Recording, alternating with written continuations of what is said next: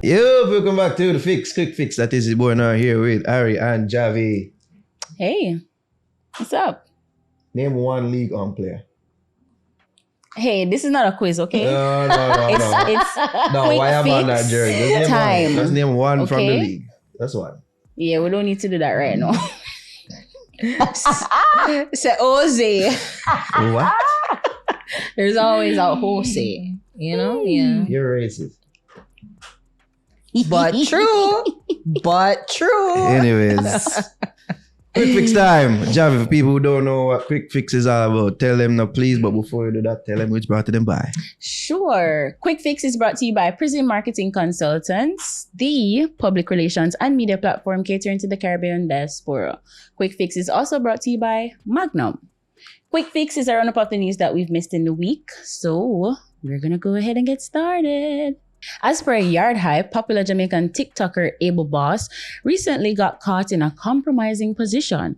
Abel allegedly shared a photo of his rump to one of his UK gifters named Miss Louise. Sorry. While most people are of the view that he should not have sent the image in the first place, many others are blaming Miss Louise for leaking it. Abel Boss has since detailed having a medical issue, and he confided in Miss Louise, who has been sending him money and a lot of gifts. So, Naro, I just feel like starting with you first. What are your thoughts on this? I don't know why you start with me first. I can start with Ari first. Huh? You're running away from it. You still gotta answer. All right, what you think? No, okay. First, I keep seeing Monday. I kept seeing these Abel things, like reference to Abel from all the comedians. I think I saw Tavi with one, and then Sleep Quiet Line, and I was just like confused, like what's happening? Like what? Huh? But then I still haven't seen the video or the picture. I don't know why. I was kind of searching for it, but not actively or ardently searching for it. But I was trying to like a quick Google search to see what would happen. Yeah. Well, thankfully I didn't see it for real, but I guess from the gist of it is just he's got in a compromising position. Unfortunate. He questions so many things. He suppose he's not a woman, like, so who I'm sending it to, because the person is anonymous at this point, and then it's like you get this money and then you have to send it. So it's like, was it a quid pro quo, like, or is it? I mean, why you had to actually send the picture? There's so many questions that you have to ask. Yeah. To try and kind of make sense of the story that is being given. Mm-hmm. You feel bad for him. Nobody wants that. Nobody wants any part of them, to be leaked. Yeah. For the world to see and to have judgment on. Side note, I was actually listening to The Breakfast Club today, and the donkey of the day was somebody. She's a Christian. She goes to church, and she look like she have access to the church funds. Mm-hmm. And she get charged for one count stealing because she's $300,000 of the church fund. She send it to TikTokers. I give them money. Yeah. Yeah, like, wow. Just side note. Like, that was just a side note, and it was a very interesting story that came across my consciousness today, and I was just like, man, that this TikTok thing is getting out of hand. When I send them baga tops and roses, like, you don't know where to come from. And I guess, when you get the money, you don't really care. You just want it in your account. So it's a weird time that we're living in. I'm sorry, Abel Boss, that happened to you. And hope that,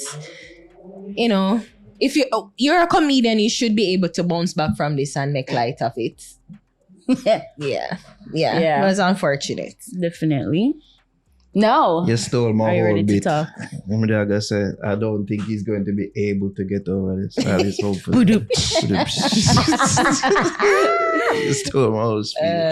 One more reason why I don't want to be a part of the TikTok world. God do. I have no parts to do with it if I them think they are going. God do. Yeah. Party business. No, I don't think that's a rare exception.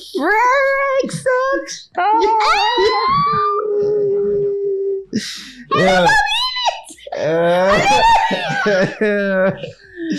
God, yo, big up Abel, but Jaja, me under any circumstances, me can't imagine me I take a picture of this for saying anybody. That's what I was saying. Is this his first rodeo with that?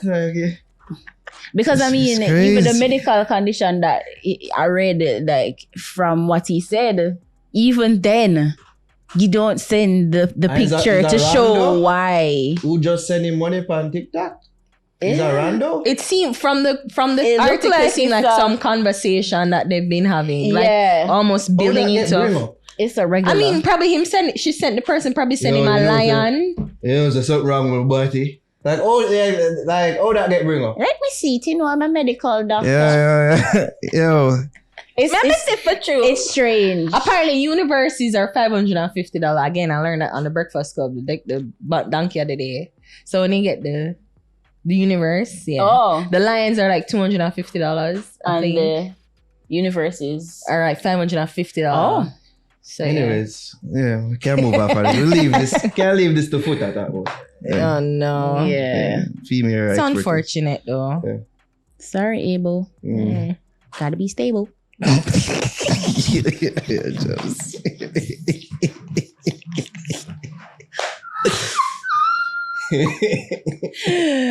Why? It's as if that you don't get it enough from Pretty Dan. That germs.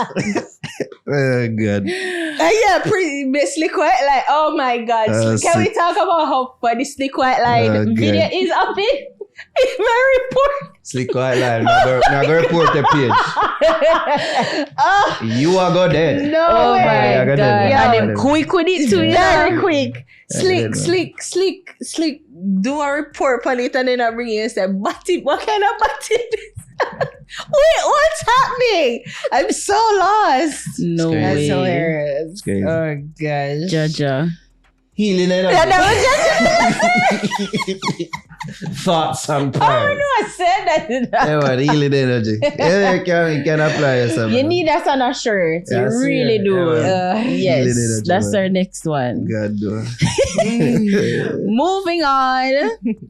Nige Boy's historic Sumfest performance, where he took the stage in a spacesuit, was nothing short of a groundbreaking moment for reggae music and the visually impaired community in Jamaica. He delivered a stellar set on night 2 of the 2024 staging of the event held at the Catherine Hall Entertainment Complex. However, Nige has implied that he was ill-treated at Reggae Sumfest.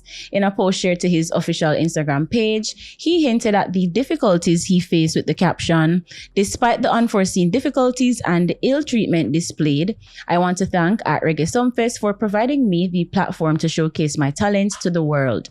Skatta Burrell, on the other hand, spoke on the matter, stating that "I'm seriously not aware of this, and I'm 100% sure this is not the case. No one from Nige Boy's team has reached out in an official capacity. However, they seem to always find social media first." So guys, what do we make of this? I'm not going to jump on the hate wagon for Sumfest, even though we easily could. Sumfest need to deal with it a little better, you see me? But I won't take it to social media. I'll link Skatta one away. Yeah, like what you said, not take it to social media. Yeah, one away conversation. Let's deal with it a little better, right? We talk about Sumfest in the week with Walk and Talk. We never get to big up the likes of Nige Boy. Shout out Nige Boy and the performance. Yes. It was very unique indeed. Remember him did I tell you how unique it was going to be when we spoke to him. So shout out to Nige Boy. It's unfortunate that this fared from out of it among other seemingly negative experiences from the event. But Jaja, like, me can't even imagine the ins and outs of planning a stage show of this magnitude. So like things are gonna happen, but it's just that it's things that get talked about before, say, yo, fix this and make sure say this not happen, man. You know, just see it keep on happening. And you would have like to think like that you'd have like to think say a stage show like Sumfest would have certain things in order so that like things not go left. Right. You know, like even keeping track of entourage and making sure said entourage, you know, reach to a certain amount of people so that tents don't be compromised and other people's spaces don't be compromised and shit like that. Yeah. I see all I try put out some fires about berries I be disrespected by Babyface. And like them type of rumors that did a float about as well. I see like him there do like some presentation on in Instagram, there was charts and things there like and them type of things. So yeah. Yeah, as I said, I'm gonna jump on the Sumfest 8 train. It seemed like this particular edition had some little, you could say, some little hiccups. Yeah. I mean, but I'm not gonna kill them for it. I mean, they put on several amazing shows over the years. And yeah, sometimes I just gotta have a miss here and there. So yeah. Just hopefully that this situation is resolved and say, yeah, it don't happen again next staging. Definitely. Yeah. Listen, like even if the best planner, the best project manager will always account for variables. There are vagaries that happen that is so out of left field sometimes you can never even plan for it, you know? And some things are you can plan for, and even so is going to throw off the thing because they were throw off the event or the project. This case Reggae Sumfest. I know that rain was a factor. Yes, Danny mentioned it as well. Yeah, that threw off the time. I don't know what happened in terms of security. He kind of mentioned with Winford, I think he was talking to Winford about, you know, entourages being ballooned too large, yes. too much that they couldn't even cater to the backstage area for the artist. So even that would fall on the artist's shoulder for you kind of take into consideration certain things. So I don't know. It's difficult to put on any show, and when you deal with so many artists who already have so much ego too, and you know, like this time and that, it's just a lot. I feel for them, and may I even big up Sting too. I feel for them. Like it's difficult to put on a show of that magnitude, but I think as Skatta said, like just for, you know, maybe a conversation could have been had off the air. I guess it would have been better, but maybe Nigerians felt like, well, listen, I'm just saying, like, thanks for it, but I get shit treatment. Like, just a little bit. Either way, I mean, either way, you know, and it just put them on account. So it's one thing to have the conversation off air, but you know, when you put it on the stage or you say it on social media, you hold them accountable for next year. Right. So, you know, hopefully whatever issues that Niger Boy had, it can be corrected. And you know, as you said, Nara, give them grace. It really is a difficult thing to put on, and for it to be going on 31 years, they have a lot of sponsors. People flying from all over the world. Even here in Jamaica, they make them schedule them vacation in order to accommodate Reggae Sumfest. So it's definitely a calendar event. Just hope that it goes on forever, but Smurfy's does. Whatever can go wrong will go wrong. One more thing before I move on. Yeah. Because there was some I would talk about hiccups and outing of fires. Jada never performed, Violet never performed, Kraft never performed. With the Jada situation, it was implied, say maybe it was a thing where full compensation wasn't met in regards to the artist. And I heard Skatta did that say like, yo, the fans, or if you just walk up by your fans. I hope, Skatta, I'm talking to you directly, I hope say it's not a situation where try to use that as an excuse to say, yo, even though we never pay you full amount or the amount what was agreed upon, say, oh, if we just forward and perform for your fans, just say you can't just walk out for your fans. Like, you can't use that as an excuse. You see me? Yeah. The people them forward out for see the artists them perform, but if them not properly compensated, if things that were agreed upon aren't met, you can't blame them for not showing up. I mean, I can't really do that. You don't know that. And then I use the talk, say, oh, the fans, you have to think about the fans. And, but you don't know really. We don't know. Sure. That's I hope. Allegedly. Allegedly. And I hope it's not the case. You know what I mean? I hope that's not what Skatta is doing.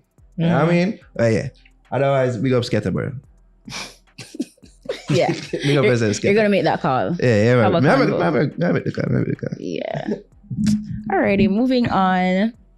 As per Loop News, Senior Superintendent Stephanie Lindsay, head of the Constabulary Communication Unit, CCU, has given an outline of the circumstances behind Monday afternoon's bizarre incident at the Halfway Tree police station that resulted in the deaths of a police detective sergeant and a well-known businessman who was before the courts. Lindsay said while the businessman Dion Singh of Singh's Motors was being taken back from court by the now deceased lawman, they reportedly got into a physical tussle in which another law enforcer intervened. During the tussle, Singh reportedly got hold of a firearm and opened fire at the detective sergeant before turning the gun on himself, resulting in the deaths of both men. This is what an unfortunate, horrible, tragic, traumatizing, evil incident. Yeah. I mean, when I read it, it was almost unbelievable. Like, I was thinking to myself, this real? Right, like a movie. Like, this cannot be real. And for it to happen in the station too, because it was in the station. Yeah. Can imagine just the trauma that the cops them see that. Like, them, I know them used to it, but in a way, it's like when it's so close to home and when it's like the quickness in which it probably took place too, and it kind of just seemed like, what? I know them. I forgot you a bunch of grief counseling. They lost a colleague and a friend, maybe to many of them. I'm saying like the story surrounding Mr. Singh, him get caught up in fraud and whatever. And I'm just saying to myself, like, really and truly, you're already in a shitty situation. It kind of made the situation even more shitty for the people that you leave behind. Yeah. Especially when you're gonna take your life. Like, you kill the man and you couldn't face the consequences of what made you in getting custody in the first place. And then now you kill the man and now you can't. It's like you couldn't face the consequences of that. And that to me is just, I mean, I'll never call anybody a coward to take them life, because I personally think that, there's a level of strength that you have to take to really take your own life. Honestly, it is. But in the way in which he had to go about taking his life, that's a coward. That I will say is a cowardice move, because you take with somebody, an innocent man life, essentially, doing his job and then you're leaving all the shit on your wife because it seemed like the two of them was in the business. What I read is husband and wife business. Right. All the shit is going to be left to her. I mean, again, such a sad situation. Sending condolences to the family of the sergeant, the police, and as well as the man who killed himself, his wife. Nobody wants to hear that your husband did in such a horrible way. So, yeah. Hey man, condolences. It's a sad story. The first time I did see it and read it, man, so this was like a scene out of a movie. Yeah, and they did unbelievable for hear and see that story. But one can only hope said there's no fallout from the family members, to the family members of the deceased, because you just pre-say that it's a possibility. You know what I mean? So it's a messy situation. Yeah, I mean, so just hope say no fallout from this in regards to the family members of the people involved. Well, it's crazy though. It's crazy to really think about. Yeah. I play ball near this, It's like, see that? I say, it could have happened why I did that near there. I say, Jaja. You never know. Never know. Yeah, and even the man just go for assist, and then this boom, it's so fast. My God. Yeah. It's horrible, man. Tragic. Yeah. Sorry to end on this note. But that's it for Quik Fix. Thank you so much for watching. And remember to subscribe, like, share, and leave a comment down below. Right, they're so pretty than you're cretin.